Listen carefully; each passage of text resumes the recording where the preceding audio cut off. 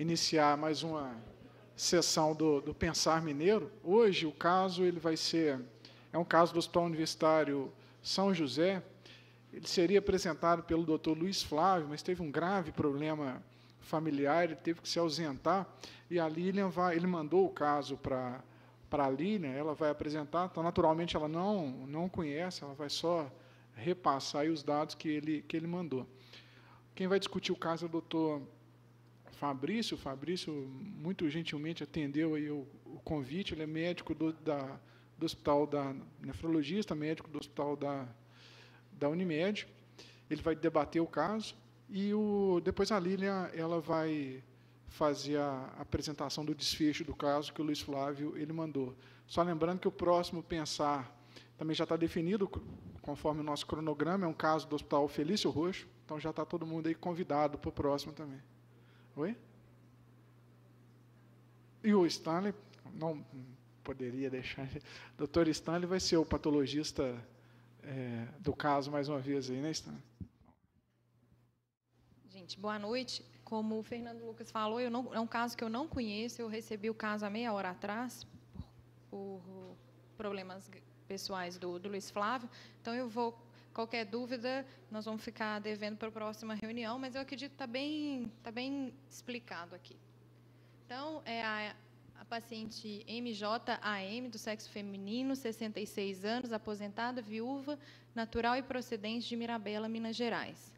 Ela foi admitida no hospital em Anasarca em novembro de 2011. Ela relatava o início desse edema de membros inferiores em julho e, em novembro, interna com quadro de Anasarca. E também ela queixava-se de dispneia aos esforços. De comorbidades, ela era hipertensa e tinha hipotiroidismo.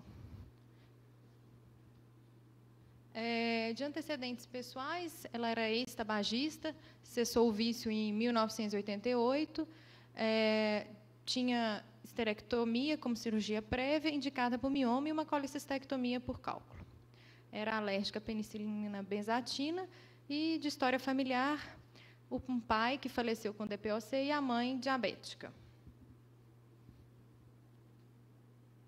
De medicamentos, essa era a lista que ela fazia uso da medicação habitual: levotiroxina, 75 microgramas, valsartan, metoprolol, furo, 40 miligramas 2 vezes ao dia, anlodipina, aldactone, 25, e essa associação de clordiazepóxido mais amitriptilina e bromazepam, 1 miligrama por dia.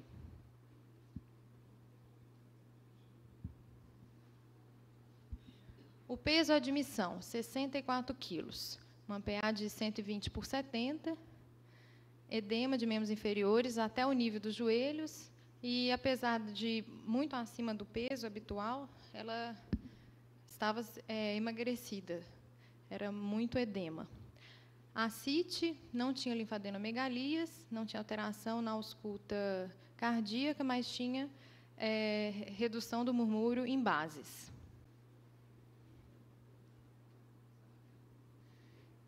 Esses são os exames da entrada. Tinha uma creatinina de 1,4, uma albumina de 1,4, uma albumina extremamente baixa, uma hemoglobina de 12,3, cálcio de 8,6, uma proteinúria de 24 horas de 3,9. Apresentava também uma hiperlipidemia importante, com complemento sérico normal e FAN não reagente.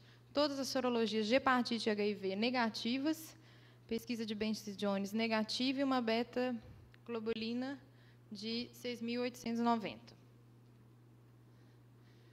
A eletroforese de proteínas no sangue veio sugestiva de banda em região de beta-globulina. E a imunofixação de proteínas na urina tinha uma zona difusa fortemente corada nas cadeias IgG e IgA associadas à cadeia kappa e lambda. Ela tinha uma endoscopia, uma colonoscopia recente, realizada em Montes Claros, que não tinha alteração, sem nenhuma alteração. Raio-x de tórax, tinha um derrame pleural bilateral, ultrassom não tinha alteração, tomo de abdômen mostrava apenas ascite e derrame pleural.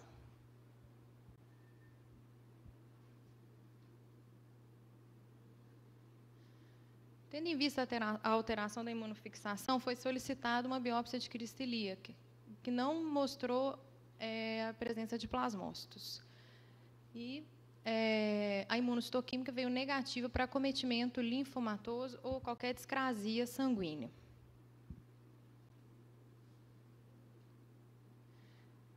O tratamento que foi iniciado na época foi diurético, né? Foi uma associação, bloqueio em vários pontos da alça, fúrio, aldactona, hidroclorotiazida.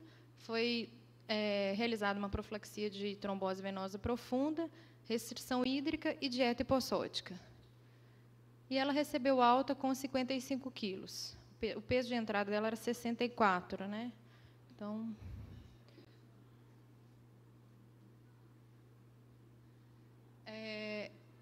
foi em janeiro, foi iniciado o enalapril e, pela tosse, ele foi suspenso e trocado pelo candesartan.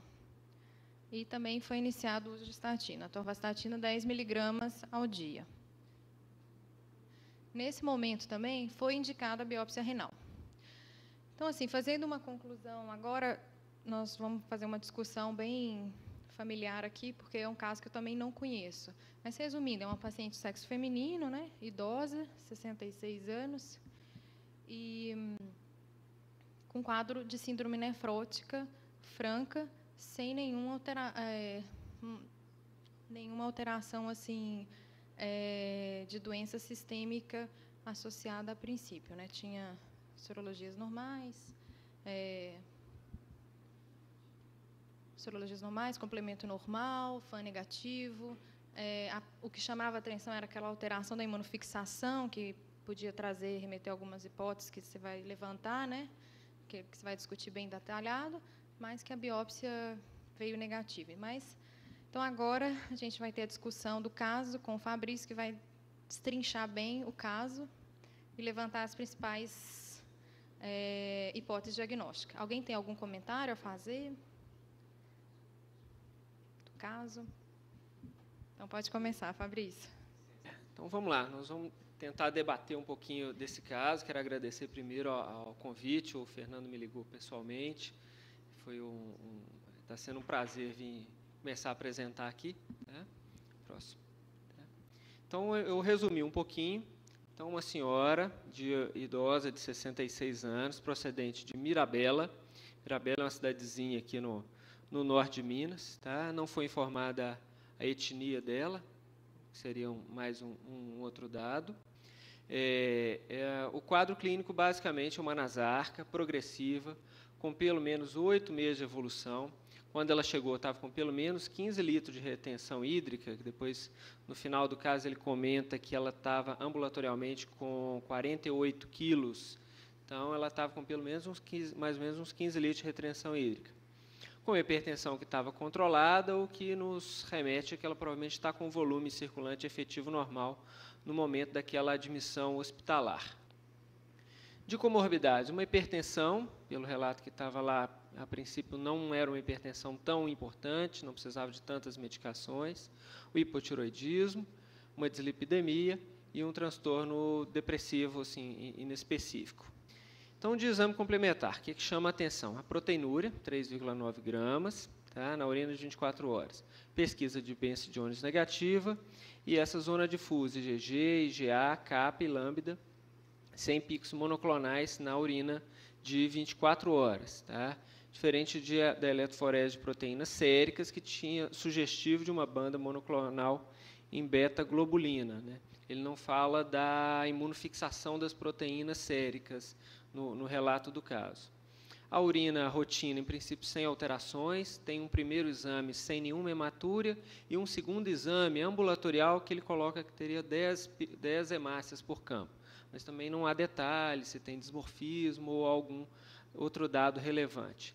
Em termos de função renal para paciente, calculei aqui Crocroft-Gault e o MDRD, uma função renal em torno de 30 ml por minuto, que dá aí um estágio 3 de doença renal. E os exames complementares, vários, muitos negativos, né? O ultrassom, com um tamanho renal usual para a idade, sem nenhum comentário acerca de ecogenicidade. FAM negativo, complemento normal, sorologias para hepatite e HIV negativo, hemograma sem alterações e a biópsia de crista ilíaca, que não comprovou aquela hipótese inicial de alguma doença proliferativa, né? Então, na discussão clínica. Então, o que a gente tem de diagnóstico sindrômico dessa paciente? Paciente com uma doença renal crônica estágio 3, né? A gente não sabe, não tem muitos dados anteriores a isso. Será que essa doença renal crônica é anterior a essa síndrome nefrótica ou é causada por essa síndrome nefrótica? Aparentemente, ela tinha uma hipertensão que não era tão importante, que não justificaria ela já ter uma disfunção renal por conta disso. Então, fazendo algumas inferências, em princípio, essa alteração de função renal provavelmente é decorrente dessa síndrome nefrótica, dessa glomerulopatia, na verdade, que ela tem. E a síndrome nefrótica, uma proteinúria acima de 3,5 gramas, hipoalbuminemia e edema. E veio aquele exame sugerindo, será que ela tem uma paraproteinemia, né? Pesquisando um pouquinho a questão das globulinas, então ela tinha uma hiperbeta-globulinemia no sangue, tá? Quem são as betas-globulinas? Tem várias aqui, principalmente a transferrina e os complementos, tá? São as principais proteínas que se enquadram aqui nas betas-globulinas. E em que situações a gente pode achar esse aumento das betas-globulinas? Tanto anemia ferropriva, reação de fase aguda, neoplasia, desnutrição, e nos casos de perdas proteicas, como a própria síndrome nefrótica e enteropatia perdedora de proteína. Então, um aumento isolado de beta-globulinas séricas não quer dizer necessariamente que essa paciente tenha uma paraproteinemia, né? Isso pode ser uma reação normal, tanto da síndrome nefrótica, desnutrição, reação de fase aguda, tudo que essa paciente tem tudo para ter aí. Considerando os principais padrões histológicos de glomerulonefrites que gerariam a síndrome nefrótica. Então, a gente tem aqui esse quadro clássico lá do primer, né? A lesão mínima, que vai dar o principal padrão de síndrome nefrótica, seguido de membranosa, nefropatia diabética, amiloidose, algumas doenças que no meio aqui ele tem tanto padrão nefrótico quanto um padrão nefrítico, e umas outras, como crescente, GNDA, que vão ter um padrão principalmente nefrítico, que pouco provável que está presente nessa paciente. Considerando a idade dela, a prevalência de várias formas também de várias glomerulopatias com relação à idade, a gente pode destacar dentro da idade dela uma alta prevalência aqui de nefropatia membranosa, seguida aqui de glomerulonefrite proliferativa, GESF, lesões mínicas e um aumento, aqui já começando a aumentar a incidência de amiloidose. Então, a gente pensa, será que essa paciente tem uma glomerulopatia primária ou será que ela tem uma glomerulopatia secundária? Vou começar a falar pelas glomerulopatias primárias. Então, eu peguei os principais padrões aqui e fiz uma correlação assim, o que seria, o que fala a favor e o que fala contra cada um desses padrões. Glomerulonefrite por lesão mínima, ela tem uma síndrome nefrótica clássica, o que fala a favor de lesão mínima, tem um complemento normal, e existe uma incidência relativamente significativa nos pacientes acima de 40 anos. Não é muito alta, mas poderia ser. O que fala contra? Ela tem uma proteinúria não seletiva, né, na hora que a gente faz a dosagem de globulinas na urina de 24 horas, sugere que realmente tem presença de outras globulinas, que não só a albumina, e a piora de função renal, que não é comum. GESF é outro padrão muito encontrado, né? Também pode dar síndrome nefrótica clássica, tem uma proteinúria não seletiva, complemento normal, tem piora de função renal e tem uma incidência não tão alta, seria só o que falaria contra, mas a GESF é uma patologia que pode se enquadrar muito bem no caso dela. Nefropatia membranosa, né? Então, ela tem uma síndrome nefrótica isolada, que fala muito a favor de glomerulonefrite membranosa, uma proteinúria não seletiva, tem uma incidência alta na faixa etária dela, nos adultos, tem complemento normal. A única coisa que não encaixa muito bem na glomerulonefrite membranosa é a piora de função renal apresentação, que não é comum, mas pode ter também. Glomerulonefrite membrano-proliferativa. Em alguns casos, pode cursar com síndrome nefrótica, geralmente tem proteinúria não seletiva, geralmente tem piora de função renal, o que fala contra a ausência de hematúria, que é muito, muito frequente, e a presença de complemento normal. A membrana proliferativa fica menos provável nesse caso. Nefropatia IgA, também muito provável, muito pouco provável, principalmente pela ausência de hematúria. Também pode haver proteinúria com síndrome nefrótica, o complemento é normal, mas a síndrome nefrótica vai estar presente em apenas 5% dos casos. Piora de função renal é bem variada, tá? E geralmente não é tão comum nos pacientes com idade avançada. Então, a nefropatia por IgA está praticamente excluída também das possibilidades. Uma outra glomerulonefrite que é rara, mas é descrita na literatura, é a glomerulonefrite fibrilar imunotactoide, né? Ela se manifesta em torno de 70% dos casos com síndrome nefrótica, proteinúria não seletiva, piora de função renal, que geralmente é mais rápida, complemento normal, que fala contra a ausência de hematúria, que está presente em 70% dos casos, e é uma doença bem mais rara. Pensando nas glomerulonefrites secundárias, né, o que a gente tem aqui? Com relação à procedência dela, ela é lá de Mirabela. Se a gente pegar aqui entre os municípios mineiros, Mirabela está aqui numa das mais altas incidências de esquistosomose aqui. Isso só dos municípios mineiros aqui. Então, você vê que é uma incidência alta, a gente não pode relevar. Na beira do São Francisco. A cidadezinha parece a cidade do Velho Oeste. É aquela rua poeirenta, casa de madeira de um lado, casa do outro, e aquela carne de sol pendurada cheia de mosquito. Eu conheço, cara. Muito bom você pegar surubim. A glomeropatia da esquistosomose, ela pode desenvolver vários padrões, tá? Quase todos os padrões que a gente encontra na biópsia podem ser gerados pela esquistosomose.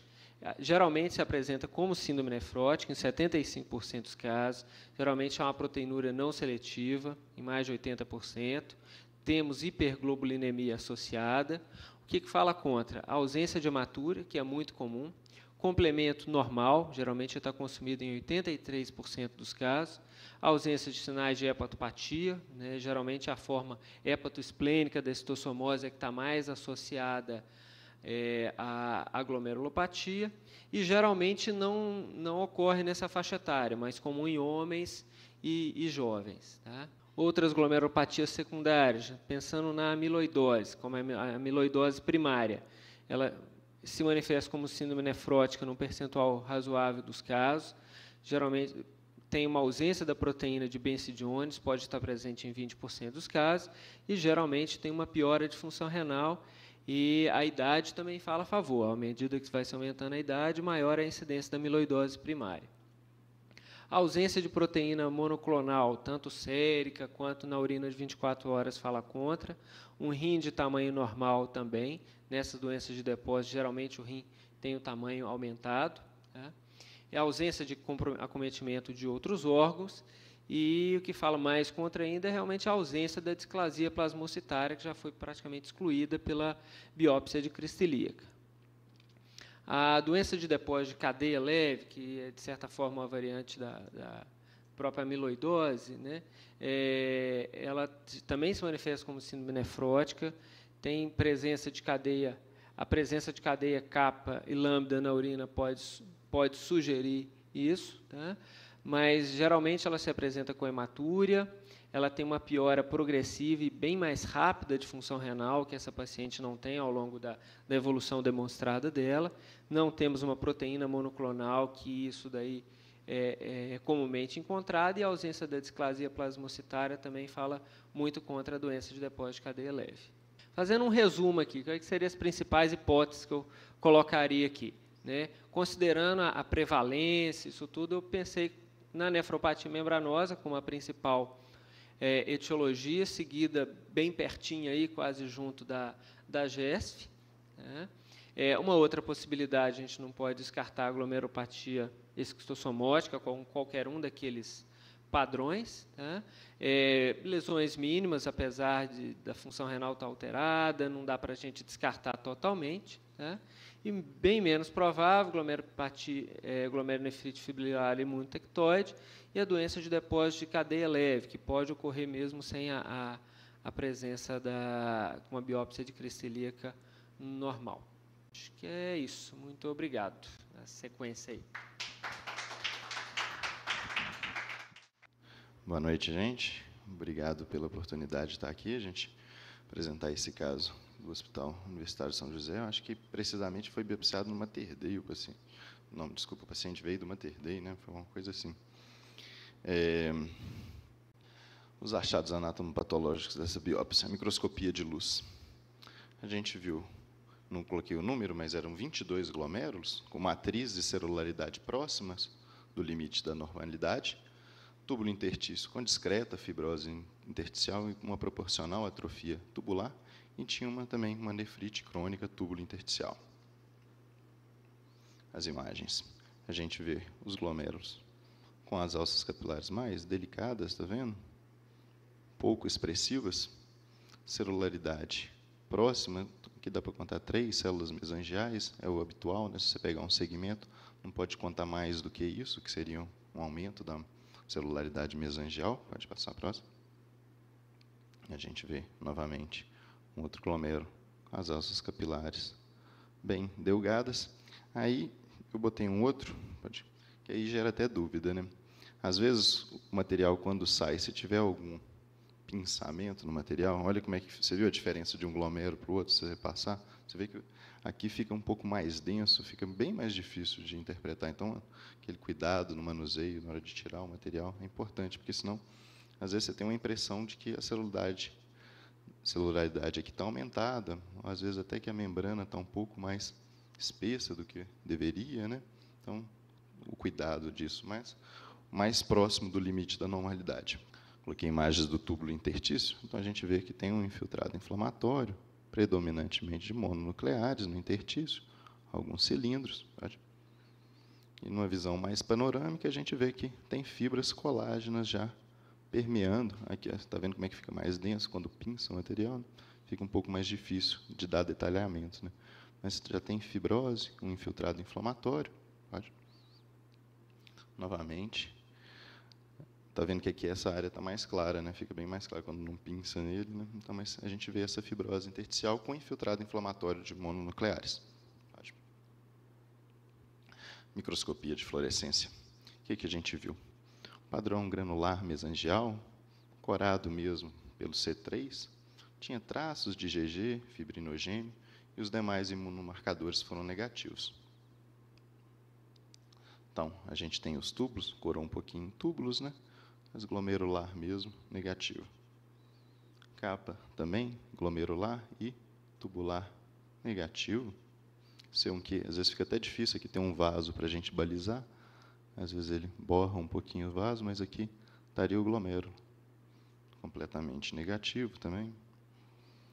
O C3, pegando um pouquinho mais mesanjo, onde, às vezes, é um pouco difícil, né, na fluorescência, como a gente não tem o refinamento da histologia, a gente tenta imaginar, mas poderia aqui ser uma aderência? Até poderia, né? Mas não dá para a gente ter a certeza, né? Mas, então, você vê que em um segmento, um padrão mais segmentar, às vezes aqui também, essa porção corou, um C3 mesangial. Fibrinogênio, a gente vê que algumas alcinhas capilares foram coradas, mais na periferia. E o IgM que ficou um pouco misterioso, né? Porque aqui parece que é a porção vascular, onde que a artéria está perfurando o glomérulo, né? Curou um pouquinho aqui. Fiquei com dúvida, mas a gente vê que no mesanjo mesmo e nas alças, praticamente sem marcação, né? Então, uma sorte, pode passar, antes mesmo de falar aqui, a sorte é o seguinte, é até bom para a gente comentar aqui, Essa paciente, ela tinha um convênio da CEMIG. Quando eu comecei a fazer a microscopia eletrônica, eu não estava conseguindo arquivar o material mesmo, ter material humano mesmo para poder chegar, arquivar e coletar de todo mundo e, caso precisasse, fizesse depois. O convênio dela já autorizava fazer tudo, então eu estava conseguindo só processar tudo de uma vez, não tinha como eu guardar, esperar se o paciente vai querer ou não vai querer fazer o procedimento. Aí eu sei que tem 3 convênios, né, propaganda atualmente, CEMIG, Bradesco e Copasa, que cobrem o exame integral, fluorescência, imunistoquímica, eletrônica, tudo que for preciso para o material. E esse aqui tinha um convênio, então a gente já processou, então vai dar para esclarecer um pouquinho mais de isso aí que foi levantado de dúvida, né?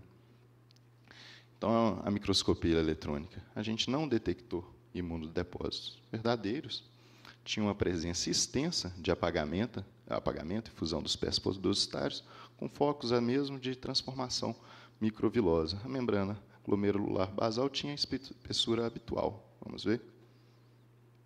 Então, a gente tem aqui a alça capilar, aqui é o epitélio visceral, os podócitos aqui, né? Aqui está o citoplasma, né? E aqui o esboço de formação de pés podocitários, mas a gente percebe, aqui para dentro é o plasma, aqui vai estar a luz capilar, aqui também novamente. Aqui é endotélio, né? A gente vê que tem fusão e apagamento extenso desses pés podocitários. Pode passar. Novamente, fusão, apagamento extenso desses pés podocitários. Aqui tem uma hemácia para a gente ter uma referência melhor, né? Membrana basal glomerular habitual, né? E a gente vê que ela está livre, não tem imunodepósitos ao longo da membrana, e na outra tinha um pouquinho de mesângio para a gente ver, né? Pode passar. Aqui uma hemácia, novamente. Então, em todas as alças capilares que a gente abordava, a gente via que tinha esse apagamento extenso e fusão desses pés. Pode. Uma última, só um maior detalhe, né? E vendo que não há imunodepósitos nessas alças e nem no mesângio. Então, né, só mostrando novamente, né? Pode passar. Então, uma conclusão, como a amostra ela tinha 22 glomérulos, eles falam por um dado estatístico mesmo, se a gente tiver mais do que 25, a gente teria como excluir 95% das vezes, né, com uma chance de superior a 95% de acertar que aquilo é uma lesão mínima. Mas a gente tinha 22, um número estatístico não é, mas assim, sugere bastante, né, não tinha. Teria outros dados que poderiam pesar contra, mas na literatura aborda, né? Se você pega uma nefrite crônica, túbulo intersticial, já uma fibrose, se fosse uma criança, a chance de ter sido uma Jeffs não amostrada era grande. Agora, uma senhora já de idade, então esse processo já pode ter acontecido por conta de outros eventos, né? Então, mas mesmo assim, né, a gente não pode excluir, né? Fica uma doença por lesões mínimas ou uma glomerulosclerose focal e segmentar não amostrada, né? Além da nefrite crônica, túbulo intersticial. É isso. Obrigado, gente.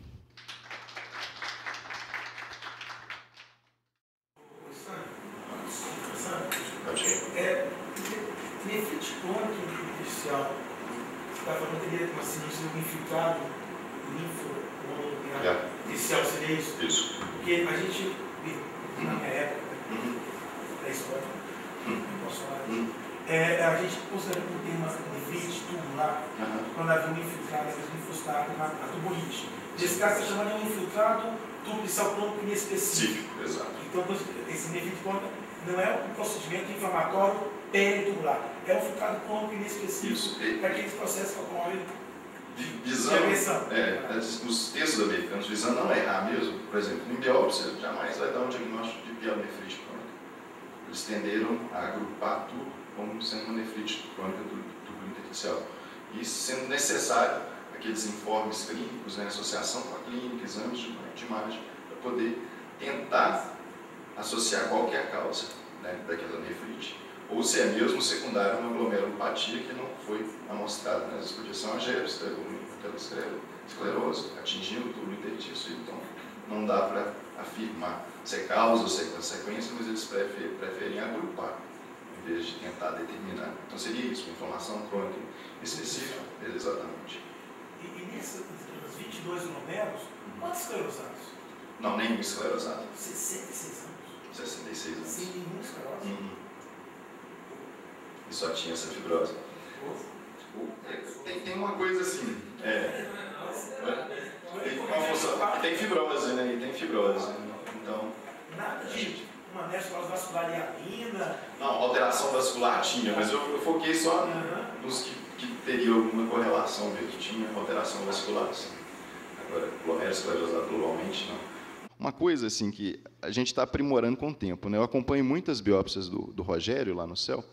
Então, assim, antes, quando eu não acompanhava de coletar as amostras durante o exame mesmo, ele tentava sempre fazer mais tangencial possível, sabe? Pegava pouco fragmento de medular, onde que às vezes começa a glomerulosclerose focal e segmentar. Então, às vezes pode ser um dos motivos, que ele pretere a medula, né? Ele pega só o córtex, então, mas agora ele está fazendo menos disparos, então ele tem mais segurança, ele fala. Eu posso fazer um disparo em direção à medular, porque eu não vou precisar disparar ali sempre. Você já vai me contar, ó, tem fragmento de medula, então dá para já dar uma ideia daquilo, e o outro ele tende mais a acertar só o córtex, para ter menos risco de sangramento, né, de complicação para ele mesmo.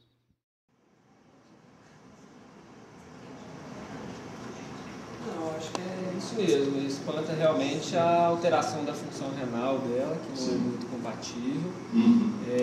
Chama atenção na verdade, a gente não tem os dados exatamente quanto de proteinúria dela, que era mais seletiva, assim, só albumina, também perda de globulina, que a lesão mínima, classicamente, a maioria das vezes a gente tem um componente de albumina muito maior. É engraçado porque a urina, tipo, ela é especificamente albumina, sim, né? Então, você esperaria que ela tivesse positivo. Mas você não pode confiar nisso. O problema... Mas a fibra é muito sensível para a albumina, né? É preciso só um erro laboratorial. E outra coisa que eu acho que a gente pode esquecer é que lesão mínima em paciente de 66 anos tem que ficar com a pulga atrás das orelhas e separar a neoplância. Secundária é uma mesmo. Olívia, ali foi feita uma fixação urinária, não foi isso? Foi. E que deu CAP, IgG, alfa, IgA e IgG. Na imunofixação urinária. Então isso não é lesão mínima. Porque você tem globulina na urina 24 horas. Porque imunofixação urinária é 24 horas. Então se você tem IgA e IgG, isso não é proteinúria seletiva, que você teria que ter nas lesões mínimas. Então esse caso é gesso. Agora a gente não tem a quantidade exata. Não, mas deu, no exame, mas o exame de urina deu, assim, na lesão mínima você não pode ter, você tem somente 20% são proteínas não albumina. A relação de 80, 60 a 80% da proteína que está lá, ela é albumina, é lesão mínima, é proteína seletiva, você perde a carga negativa. Se você tem lá, deu um pico de IgA, um pico de IgG na imunofixação urinária, é uma proteinúria não seletiva. Então isso descarta ser lesão mínima. Descarta ser lesão mínima. Isso é gesto.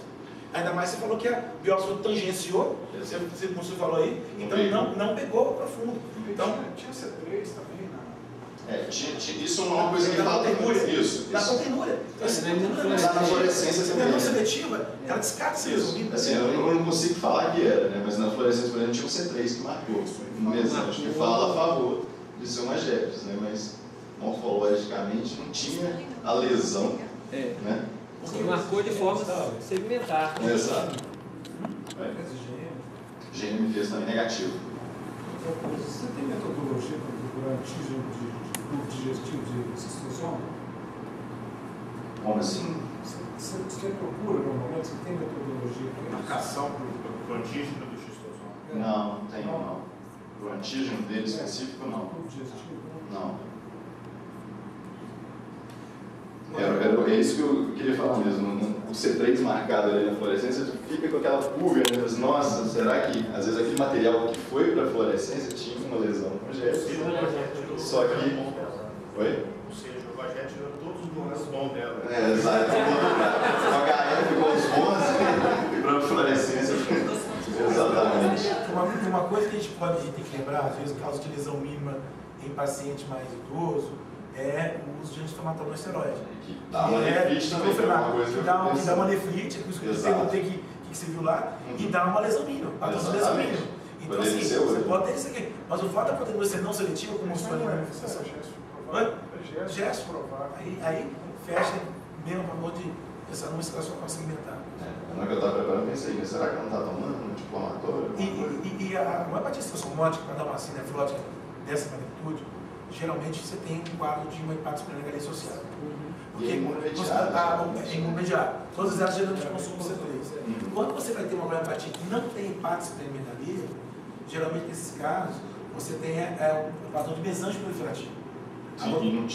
Agora, o padrão que você tem de proteína pesada e tal, isso aqui, geralmente nesse caso é a membrana proliferativa mesange capilar, e geralmente nesse caso você tem a hipertensão em porta associada, fibrose periportal, no ultrassom. Como tem dado de evolução clínica? A Lília vai mostrar agora, até para ver como é que evoluiu, né, depois disso. Bem, eu vou mostrar a evolução clínica enviada pelo Luiz Flávio. Bem, eu vou primeiro apresentar a evolução e aí a gente conclui com algumas considerações. Bem, então, em março de 2012, foi iniciado 1 mg por quilo de prednisona e ela retorna em abril, já com uma melhora da albumina, um peso já de 45,7, o peso da internação inicial era 64 quilos, né? E já sem edemas. E a proteinúria de 24 horas já para 564 miligramas. Ela já não era mais uma paciente nefrótica. Então, ela teve uma resposta muito importante ao corticoide. Um mês. Então...